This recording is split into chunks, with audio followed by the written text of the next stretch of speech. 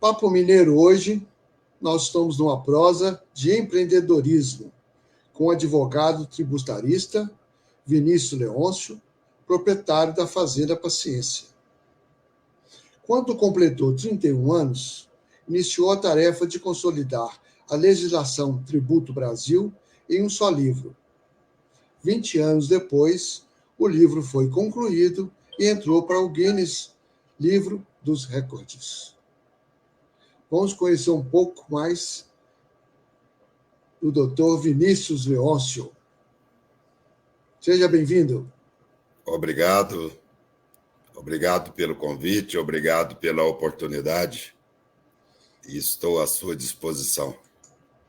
Primeiro, um pouquinho da sua história, Vinícius. Onde é que você nasceu? Onde é que você como é que escolheu esse curso? Por que você levou esse curso, né? De Direito? A palavra é sua. Sou de Guatama, Centro-Oeste mineiro.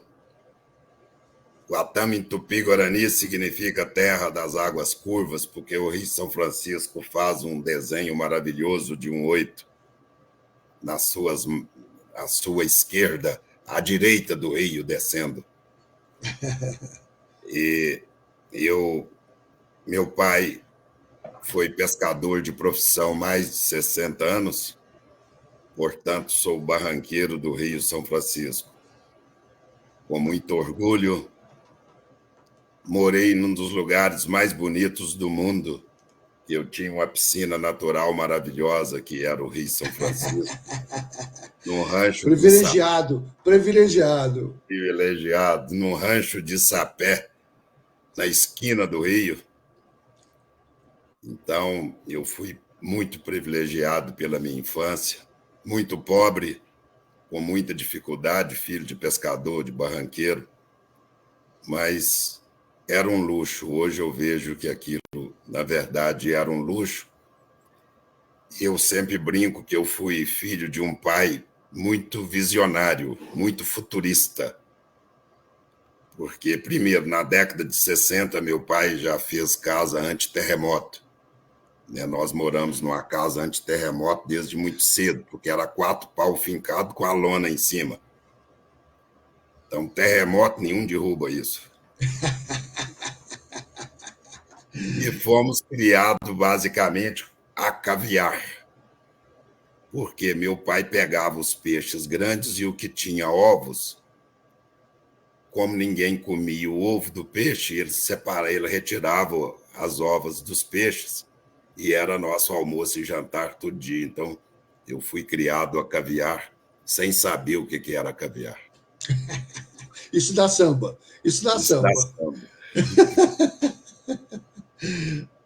E desde muito cedo, eu sonhei com direito. Desde muito cedo. Eu, com 10 anos de idade, sem saber direito o que era direito, eu já sonhava com advocacia. Eu fui criado ouvindo rádio, a Voz do Brasil. Então, meu pai, todo dia à tarde, tinha o horário das 18 horas, tinha que ouvir a missa, né, na Rádio Aparecida, com o Padre Vitor. E depois da missa, tinha que ouvir a Voz do Brasil, era obrigado. Então, eu fui criado dentro disso, ouvindo a Voz do Brasil e a Rádio Aparecida, a missa das 6, tinha que ajoelhar todo mundo, botava um copo de água benta para benzer a água. O interessante é que aquela água servia para tudo, mordida de cobra, machadada, servia para tudo, tombo de cavalo. E decidi ser advogado muito cedo, vim para Belo Horizonte com 16 anos, com a esperança de encontrar aqui o que eu tinha lá. Eu não tinha noção do que era Belo Horizonte. Vim só com a passagem de vinda, morei na rua 1 ano e meio, 1 ano e 8 meses aproximadamente. Catei muito resto de restaurante. Eu ia para as lanchonetes próximas da rodoviária e juntava as pontas de pastel que ninguém come. Ia juntando ali umas 2 horas, dá um prato. Minha vitamina, todo mundo bebe a vitamina e deixa um dedo no fundo do copo. Eu ia juntando aquilo com a esperança de que minha vitamina, a vitamina do companheiro, ele estava tomando vitamina de laranja, ele só tinha vitamina C. Mas como eu juntava resto de vários copos, a minha vitamina era de A a Z. Então a minha era muito melhor do que a dele. Eu sempre fui Mais essa gostosa, mais gostosa. vitamina de A a Z, eu esgotava todo o dicionário. Hoje Depois, a gente ri, né? Hoje a gente ri, né, Vinícius? Mas era hoje um a gente período complicado, né? muito complicado. Embora a fome ela é um negócio interessante, porque ela no começo ela é muito sofrida, mas parece que a natureza nos condicionou a ter um contato muito íntimo com a fome, e ela elimina um pouco do sofrimento. Mesmo que a gente viaje pelas ruas e vê um belíssimo espeto de alcatra na vidraça do restaurante, a gente tem a impressão que aquilo está muito distante da gente. E parece que essa distância cessa o desejo, cessa o sofrimento. Foi a experiência que eu vivi. Cada um tem uma experiência única, né? Mas aqui eu vivi foi essa. Mas eu tinha um projeto, eu tinha uma esperança. Isso para mim fazia muita diferença. Eu sabia que eu ia sair da rua e tinha certeza que seria advogado. Muito bom. Isso é forte. Bacana. Divertido. E E você estudou tive. onde? E você estudou onde? Eu estudei primeiro e segundo grau, eu terminei muito tarde. Eu terminei meu segundo grau com 25 anos. Entrei na faculdade muito tarde. Fiz direito numa faculdade que me proporcionou uma elasticidade de tempo muito grande, porque eu estudei na FADOM, em Divinópolis. Sempre falo que é a melhor faculdade de direito do mundo, que a gente precisava de ir lá, né? Ia lá só sexta e sábado, então era uma maravilha. Eu podia trabalhar durante a semana e muito tranquilo. Então eu fiz direito na FADOM, com muito orgulho, belíssima faculdade. Me abriu os olhos, tive uma classe de professores fantásticos que só de ouvi-lo por uma hora já valia 5 anos de faculdade. Tive grandes mestres, grandes pensadores. Não precisava dele dar aula o ano inteiro. Se ele desse aula 2 vezes por ano, já estava bom. Já era o suficiente. E a escola não ensina, né? Escola não ensina nenhuma ciência. A faculdade ou qualquer outra escola, ela apenas abre os olhos, abre os caminhos, né? Ensina a procurar os caminhos. E a qualidade do professor, na verdade, está no aluno, né? Se ele quer achar esses caminhos. Sim. Então, eu estudei em Divinópolis, me formei em Direito lá com muito orgulho. E o tributarismo, onde é que entrou na sua vida? Eu queria fazer algo diferente. E direito tributário, na verdade, ele é um ramo do direito, como todos os ramos do direito, não tem nada fácil, né? O universo de tudo é muito ilimitado, muito ilimitado. Qualquer ramo do conhecimento humano é ilimitado. Mas eu queria um desafio maior e, para isso, eu fiz contabilidade primeiro, para ter uma preparação melhor para a advocacia tributária. E tributos sempre me fascinaram muito, muito, muito. Mais tarde escrevi um livro em que eu defendo que o motivo da condenação de Cristo foi sonegação de impostos. Eu analiso especificamente a questão jurídica do julgamento dele, me afasto de qualquer questão religiosa, análise absolutamente jurídica. E são os tributos que ocasionaram todos os conflitos da humanidade, né? A gente talvez não tenha aí nenhum conflito de grande porte que não tenha tributo envolvido no meio, né? A independência americana foi a questão da tributação do chá, a independência da Índia, a questão do sal, o Brasil com a conjuração e com a inconfidência. Né? Então, tudo foi tributo. Pagava-se 20%, né? 20%. Pagava-se 20%. E hoje nós estamos com 40%. Hoje a gente paga o dobro e estamos felizes. Então, o tributo sempre me fascinou. E daí que eu resolvi, né, em 1991, porque sempre a sociedade brasileira sempre diz que a legislação tributária do Brasil é muito extensa, mas ninguém nunca tinha visto, ela não era materializada, palpável. Então eu comecei a empreitada de consolidar a legislação tributária do Brasil num livro só, no intuito de provocar uma reflexão, um debate da sociedade acerca da necessidade de fazermos uma reforma tributária. E, no particular, eu fui atendido porque o Brasil editou em 2023 a reforma tributária, que reduz meu livro em 97% de tamanho. Isso me orgulha. E eu lancei meu livro no Congresso Nacional, levei ele lá na porta do Congresso em 2014, em março de 2014. Levei numa carreta e coloquei lá na porta do Congresso. Então, isso me orgulha muito de ter ajudado, evidentemente que a minha contribuição é muito singela, mas, de certa forma, provocou um desejo na sociedade brasileira de promover uma reforma tributária que entra em vigor em 2027, e isso me deixa muito orgulhoso. Ainda o livro tem quantas páginas? Tem 41.394 páginas, no formato de 2,20 metros por 1,40. Ele pesa 7.530 quilos, 7 toneladas e meia. Tem 2,16 metros de grossura, de lombada.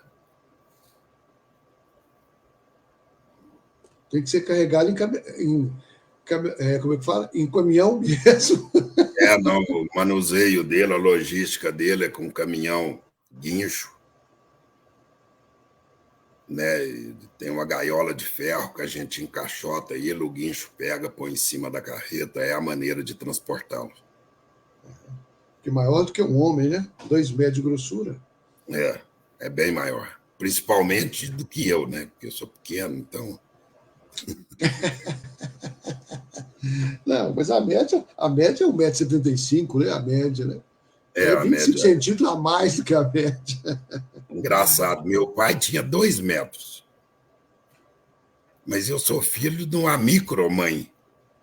Minha mãe tinha 1,5 m. É uma micro-macro, que também foi uma grande mulher. Isso. Minha mãe era... Tanto meu pai quanto minha mãe eram analfabetos. E minha mãe sempre falava comigo que falava árabe. Eu falava, mas como que ela fala árabe se ela é analfabeta? Não tem lógica uma mulher falar árabe. E eu nunca acreditei nisso. Quando eu tinha uns 22 anos, conheci um amigo que falava árabe. Levei esse amigo lá em casa para testar minha mãe se ela realmente falava árabe, os dois conversaram em árabe o dia inteiro.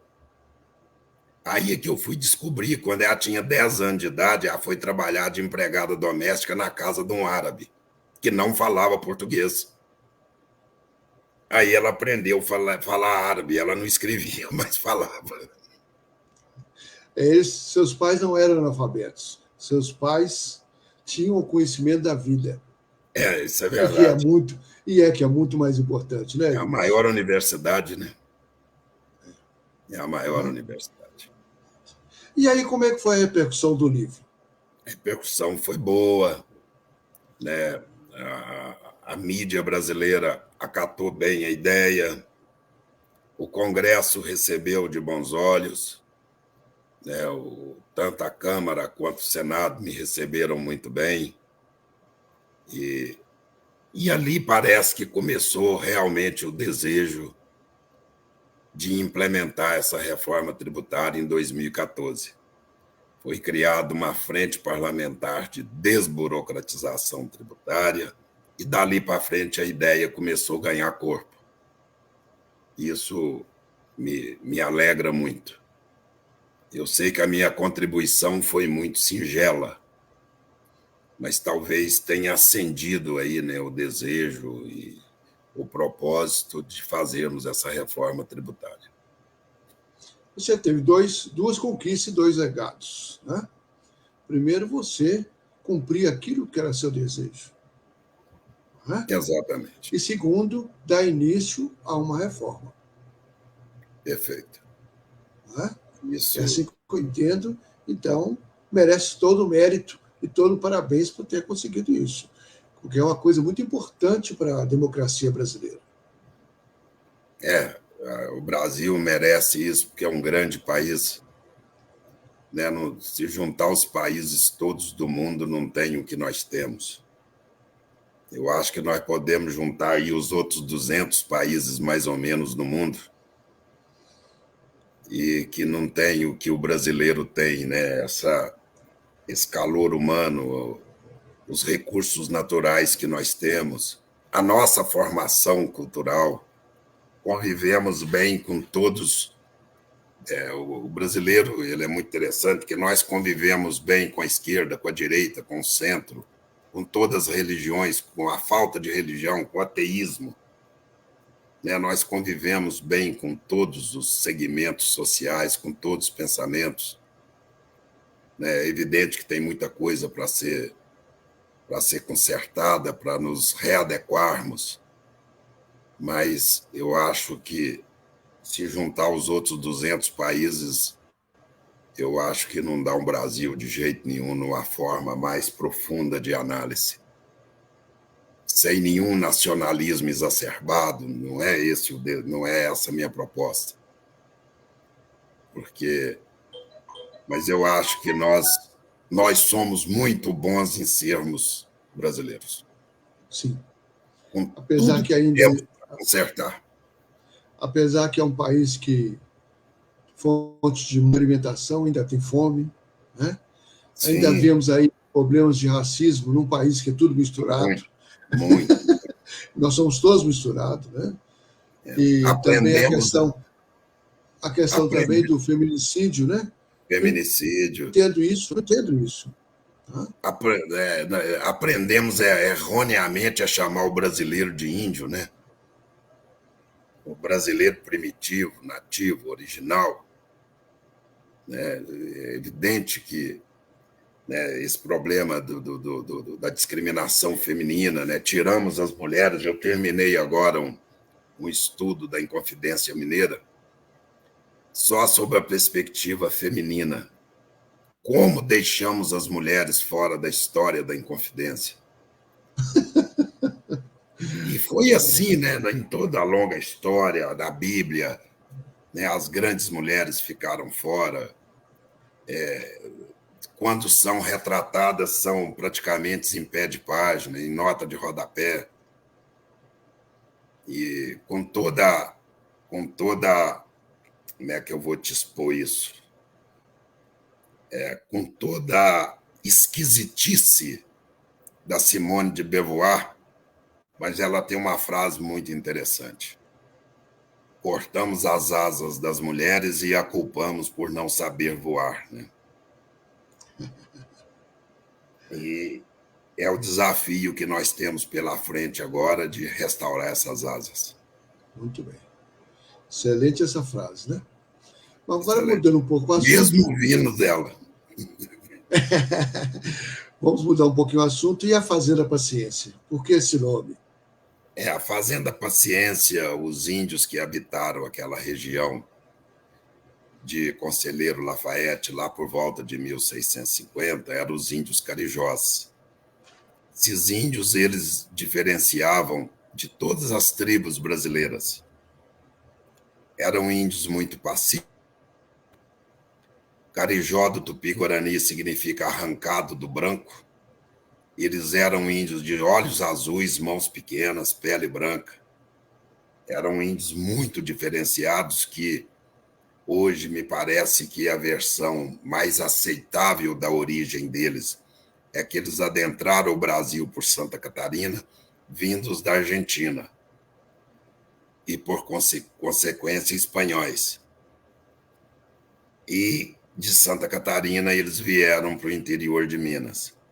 E por serem muito pacíficos, eles ajoelhavam para morrer frente ao invasor, eles não lutavam, eram índios muito pacientes, muito cultos, muito evoluídos na medicina. O método da ventosa é da tribo Carijó, que era feito só com o pajé, que fazia com a boca o método da ventosa.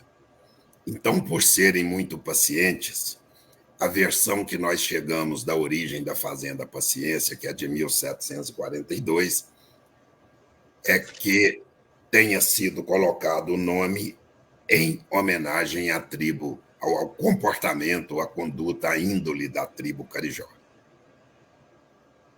Muito interessante isso. Muito interessante isso. Quase muito. 300 anos. Quase 300 anos. E como é que foi isso? Isso é de herdeiros, ou você falou que seu pai era pescador, ou você comprou isso depois? Não, eu adquiri depois. Adquiri lá em 2001. Aliás, adquiri não, né? Passei a tomar conta, porque não somos donos de nada, né? Eu sou apenas um tomador de conta da paciência há 23 anos. Isso. E hoje é um hotel fazenda? Hoje vários já tentaram ser dono de lá, ninguém conseguiu desde 1740. Né? É um hotel fazenda? Aí a restauração realmente ficou muito bonita. E o que eu pensei? Não era justo um lugar daquele que fornece uma energia. Lá tem uma energia fantástica. Eu não tenho superstição, mas lá tem uma energia muito diferenciada. E aí eu preciso dividir isso com as pessoas. E o jeito de dividir é transformando aqui no Hotel Fazenda. Então, transformei lá no Hotel Fazenda, temos apenas 2 anos de funcionamento. Está muito bem, porque é um hotel que a nossa proposta não é de receber hóspede. Eu não quero receber hóspede. Eu quero receber pessoas. Eu não quero receber CPF. Eu quero receber pessoas. Eu quero humanizar isso. Eu quero sair daquele protocolo de hotel, um sujeito em pé na porta, bom dia, senhor, bom dia, senhora. Ele nem sabe para quem ele está dizendo e nem o que ele está falando. Eu quero a minha proposta de fazer do Hotel Fazenda Paciência uma continuação da casa de cada um. Que ele chegue lá e sinta-se essa continuação. É um lugar de bate-papo, de contar história, de poesia, de música, muita moda de viola. Eu sou um violeiro medíocre, mas gosto. Não deve ser, não. Não deve ser, não. Quando não tem violeiro de verdade, vai o violeiro, como é que fala? É o do remédio. Tem um remédio oficial e o... Como é que chama? Genérico. O genérico. Violeiro genérico. Então tem moda de viola todo dia. Tem. Tem moda de viola com as suas histórias. Viola também é de uma história fantástica. Viola vem da Suméria, 2700 a.C. Atravessou todo esse tempo. E a Suméria nos blindou com várias invenções, né? Inúmeras, a escrita, a matemática, cerveja, carroça e a viola. A gente fica aqui meia hora contando as invenções deles. E o violão é novo, é do século XVI, XVII. Mas a viola é que veio trazendo toda essa história. E tem uma história fantástica da viola, que quando ela chega em Portugal, que sempre gostou de viola, nós tivemos um padre, São Gonçalo, que atualmente é o padroeiro dos violeiros. 10 de janeiro é o dia de São Gonçalo. São Gonçalo era um grande violeiro e tinha como... Isso lá no medievalismo, lá em 1215, por aí. Ele usava a viola para converter as mulheres da vida a deixarem a vida de prostituição. Então, todo dia à tarde, ele pegava a viola e juntava as mulheres num canto para cantar fado para elas e tentar retirá-las daquela vida. E para ele não sucumbir à tentação da carne, devido ao seu voto de castidade, ele pregava um prego na botina que passava para dentro do pé. Quando ele sentia que a carne ia amolecer, ele pisava no prego. E ele mesmo se feria. E aí originou uma dança que é muito comum no Mato Grosso, às vezes aqui no Sudeste, que é o cururu, que é uma dança que dança mancando. Ela tem uma falhada no passo. Aquilo é a origem lá no padre com prego na botina, para não sucumbir à tentação carnal. Estou vendo que eu tenho que ir aí para ficar uma tarde toda ouvindo histórias. A história da viola é muito fantástica. Ela entra no Brasil em 1550 com o padre Anchieta. Isso é muito importante na história da música caipira brasileira, porque caipe do Tupi-Guarani, né, é aquele que corta mato, né, o caipira, o que corta mato. E a viola entra no Brasil com uma proposta interessante, porque ela foi muito utilizada na catequização dos índios, que não conheciam instrumento de corda, só de sopro e de percussão. E a música caipira, por que ela é triste? Ela é triste porque ela nasce de uma tríade do português degradado, o africano escravizado e o índio espoliado na sua terra. Era 3 pilares tristes.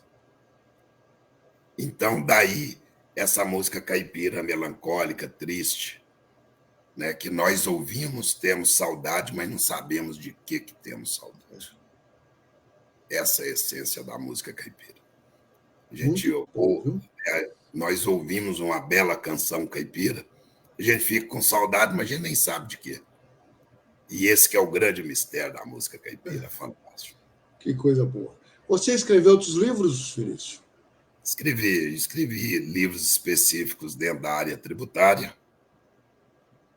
Escrevi esse livro, essa tese que o motivo da condenação de Cristo foi sonegação de impostos, o motivo jurídico da condenação dele, né, porque a Judéia estava sob intervenção romana, então eu tinha 2 códigos funcionando.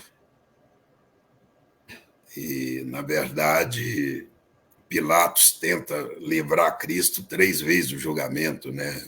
Pilatos alega uma incompetência em razão, o que nós chamamos modernamente incompetência em razão do território.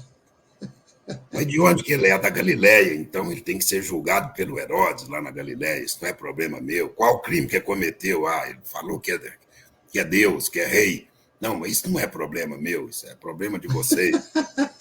Não, mas ele negou tributo a César, aí o problema é meu. E só tem uma pena, né, que é a crucificação.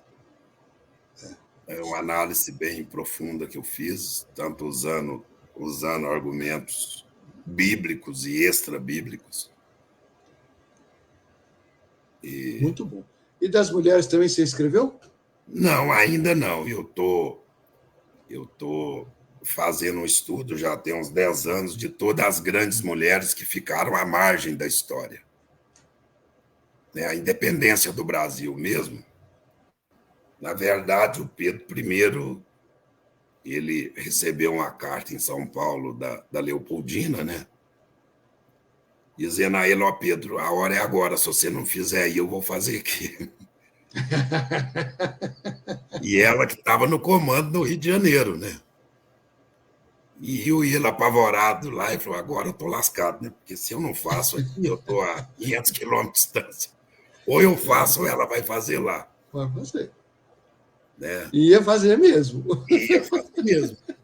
Então, tivemos vários. O Einstein, por exemplo, quando a gente estuda com muita profundidade a questão da teoria da relatividade,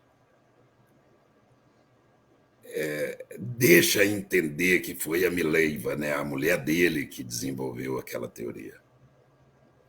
tanto que ele promete para ela, isso é um assunto muito polêmico, eu sei que é, e as cartas que ele escreveu para ela, que foram traduzidas do alemão para o português, eu não falo alemão, infelizmente, mas a gente tem traduções muito, muito sérias, mas deixa entender que o cérebro ali era ela, não era só ele. Ele, é lógico, era um gênio, mas a genialidade não era só dele. Tanto que ele promete, né, se eu ganhar o Nobel, eu te dou o prêmio para recompensar a sua teoria. E ele ganha o prêmio Nobel e dá o dinheiro para ela no dia que recebe. Então as mulheres vão ficando à margem, né? Tem uma personagem bíblica, Débora, que é uma grande personagem, grande general de exército. A gente não vê falar na Débora, a gente nem sabe que ela existe dentro da Bíblia. Né? É uma coisa que é... Então, várias mulheres, né, as negras brasileiras, tantas, tantas e tantas. O negro nem se fala, né, o tanto que ficou à margem da história. Terminei agora. Os negros que vinham para o Brasil eram reis. Sim, vários. Né? Eu tenho... Eram cultos, né? Eram cultos dentro da sua cultura. Tem até a mina do rei, né, lá em Ouro Preto, né, que era um escravo congolês, né, que o Brasil escravizou, que veio para cá, conseguiu comprar a sua alforria. Terminei agora um estudo sobre o Cabo Marcílio. Cabo Marcílio é um negro brasileiro que lutou na Segunda Guerra Mundial. Esse homem é de um esquecimento pelo Brasil, como todos os combatentes da FEB foram esquecidos. E o Marcílio teve um evento que ele prendeu 200 alemães sozinho. Prender um alemão já não é uma tarefa fácil, mas 200 é um negócio assim. Tanto que o governo americano concedeu ao cabo a maior medalha que o exército americano concede a um combatente de guerra. E o Brasil sequer registrou o livro do Marcílio nos livros de história. Então... Vini, é muita coisa para ser contada ainda da história desse país, né? Muita coisa. Muita. Vinícius, você, então, você teve uma vida até a adolescência, uma parte muito gostosa no São Francisco, né?